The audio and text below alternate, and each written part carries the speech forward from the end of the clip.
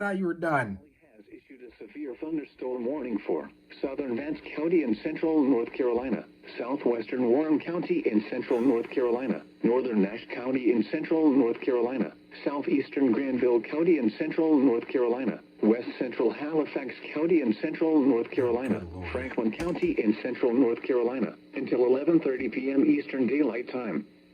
At 10:38 p.m. Eastern Daylight Time, severe thunderstorms were located along a line extending from 7 miles east of Henderson to near Kitchell to 7 miles northwest of Franklinton, moving southeast at 45 miles per hour.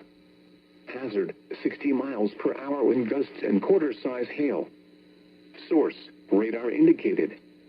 Impact, hail damage to vehicles is expected.